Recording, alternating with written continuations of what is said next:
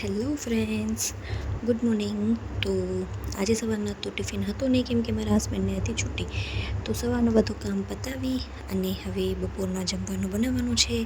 આમ તો સવારના ટિફિન બની જાય ને તો મજા આવે, કેમ કે બપોરના શાક ના બનાવવું પડે અને આજે બનાવવું પડશે, કેમ કે બપોરના ગરમી ઘણી થાય અને સવારના તો મજા આવે બનાવવાની, ખાવાનું, એટલા માટે. તો આજે બનાવવાનું છે ફુલાવરનું શાક. પણ ફુલાવરને જોઈને લાગતી હતી કે આ બધાને પૂરી નહીં થાય, એના માટે એમાં બટેકા નાખવા જ પડશે. એવું વિચારતી હતી હું કે આ બટેકા ના ને તો થાત શું બધા શાકનું, કેમ કે કોઈ પણ શાક ભેગી તો મિક્સ થઈ જાય મસ્ત રીતે.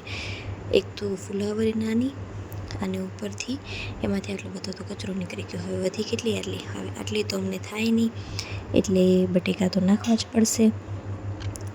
તો ફુલાવર અને બટેકા મેં કટિંગ કરી લીધા છે ને જુઓ કચરો, એટલે તો શાકભાજી ના થાય ને જેટલો કચરો થાય છે, પણ વાંધો ના આવે, અમારી ગાય છે તો એને આપી દેવાય એટલે હાલે. પણ કચરો કેટલો બધો નીકળી જાય છે શાકભાજીમાંથી, એ જ હું આજ વિચાર કરતી હતી.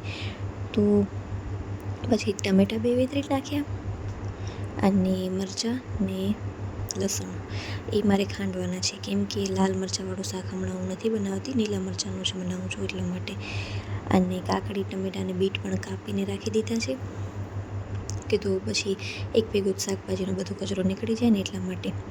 પછી લસણ અને લીલા મરચાં ખાંડી નાખ્યા. હવે વઘારવાનું છે શાક. તો તેલ લઈ અને રાઈ, જીરું અને હિંગ નાખી અને રાખી દીધા એમાં બટેકા અને ફુલાવર. હવે એને 5 મિનિટ સુધી ફ્રાય કરીશ અને પછી બધું ધીમે ધીમે નાખતી આવીશ. તો જો થઈ ગયું છે હવે, અને હવે એમાં નાખી દઉં છું લસણ અને લીલા મરચાંની પેસ્ટ. તો હવે આ નાખી અને બરાબર રીતે મિક્સ કરવાનું છે. મને છે ને બાફેલા ડાયરેક્ટ કરતાં છે ને શાક આનું આવી રીતે ફ્રાય કરી રહું ને થોડુંક તો મસ્ત લાગે છે, એટલે હું આમ જ બનાવું ક્યારેક. અને જો ઘણો મોડો થતો હોય ને તો બાકી પછી બધું કુકરમાં નાખી અને 2 સીટી પડાવી દઉં, એટલે ફટાફટ થઈ જાય. પણ આજે ટાઈમ હતો ને તો કીધું મસ્ત રીતે જ બનાવું. પછી એમાં ટમેટાં નાખી દીધા અને ટમેટાને 2 મિનિટ થઈ તો પછી બસ બધા મરચાં મસાલા નાખી દીધા. અને ભૂલથી લાલ મરચું નાખવાની જ હતી તો યાદ આવી ગયું કે લાલ મરચાંનું શાક બનાવવાનું નથી, કેમ કે લીલા મરચાં આટલા બધા ખાંડ્યા છે ને હવે પાછા જો લાલ મરચાં નાખીશ ને તો કોઈ ખાઈ નહીં શકે. તો બની જ ગયું છે હવે તો શાક. ખાલી એમાં મેં પાણી નાખી દીધું અને હવે થોડાક એવું મને લાગતું હતું બટેકા થોડાક કાચા છે, તો એ થોડાક બફાઈ જાય ત્યાં સુધી મેં કીધું સાઈડમાં ભાત ચડાવી દઉં, કેમ કે ભાત ને શાક ખાવાની મને બહુ જ મજા આવે છે. અને ઘરમાં પણ બધાને રોટલીથી વધારે હવે અમે બધા ભાત જ ખાઈએ છીએ, એટલા માટે લઈ લીધા છે મેં ભાત. અને હવે એને ધોવાના છે. અને હું ભાતની ખીચડીને હંમેશા બધું આશરે જ બનાવું છું. પહેલાં મેં પાણી નાખી દીધું હતું, કેમ કે તેલ ને એવું અત્યારે મેં નાખ્યું નથી, જીરું નહીં, કે તો આજે સિમ્પલ જ બનાવી નાખું એટલા માટે. તો લઈ લીધા થોડાક ભાત અને ત્યાં સુધી જોતી હતી, મેં કીધું હમણાં મારું શાક બળી જાત, પણ નાના પાણી હતું એટલે વાંધો ના આવ્યો. તો જો શાક તો થઈ જ ગયું છે અને ભાત પણ રાખી દીધા ચડવા માટે. અને લાઇટ હતી તો મેં કીધું હાલો આજે સાકર પીસીને રાખી દઉં, કેમ કે પછી જ્યારે લીંબુ પાણી બનાવવું હોય ને ત્યારે ફટાફટ બની જાય એટલા માટે. તો જો થઈ ગયું છે બપોરનું જમવાનું રેડી. રોટલી, શાક, દહીં, છાશ, ભાત, સલાડ અને સલાડ ઉપર છાંટવા માટે જલજીરા. તો પછી જો આજે તો મારા હસબન્ડ પણ ઘરે જતા, એટલે પછી અમે બંને જણે ખાઈ લીધું. અને ખાઈને હું થોડીક વાર માટે આરામ કરતી હતી અને પછી થોડીક વાર સૂઈ પણ ગઈ હતી. અને ઉઠી તો જો આટલા બધા ઓશિકા, આ ખબર નહીં કામ ખતમ જ નથી થતા ઘરના. કામ કરીને સૂઈએ ને ઉઠીને તો પાછો એવું ને એવું જ, આખો દિવસ આમને આમ નીકળી જાય પાછો. તો હવે પહેલાં આ બધું કીધું રૂમ સરખો કરું, કચરા અને પોતા કરી નાખું.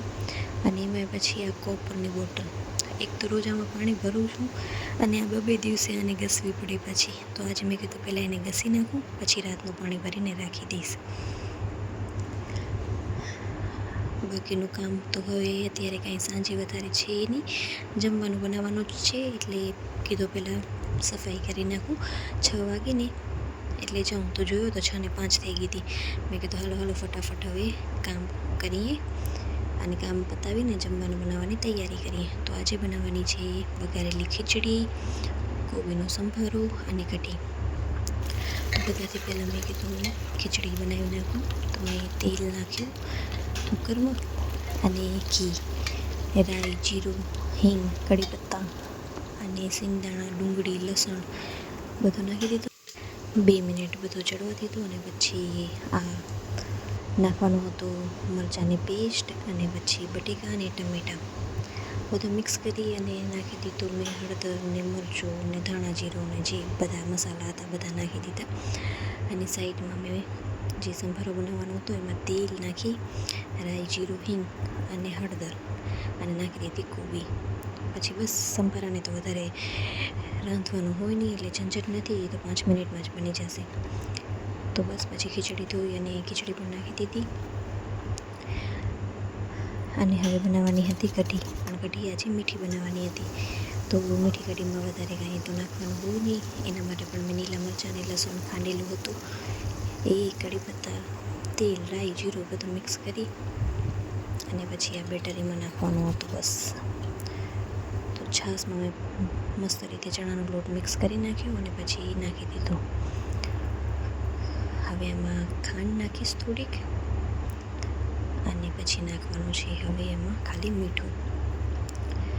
તો હવે મીઠું નાખી દઉં કીધું પહેલાં, તો મીઠું થોડુંક દૂર હતું તો મીઠું લઈને મીઠું નાખી દીધું આશરે જ. હવે જેવું બને એવું રામ ભરોસે. તો જો બની ગઈ મારી ખીચડી અને પછી કોબીનો સંભારો અને કઢી. તો તમને કેવા લાગે છે જોવામાં મને કમેન્ટ કરીને કહેજો. ખાવાનું તો બની જ ગયું છે. 7 વાગતા હતા, 7 વાગે જ જમવાનું બધું તૈયાર થઈ ગયું છે અને હવે 8 વાગી ગયા છે. અત્યાર સુધી હવે કોઈને આજે ભૂખ નથી લાગી. જો વહેલું ખાવાનું બની જશે તો કોઈને ભૂખ નહીં લાગે અને મોડું કરશું ને તો બધાને ભૂખ લાગશે, ખબર નહીં કેમ.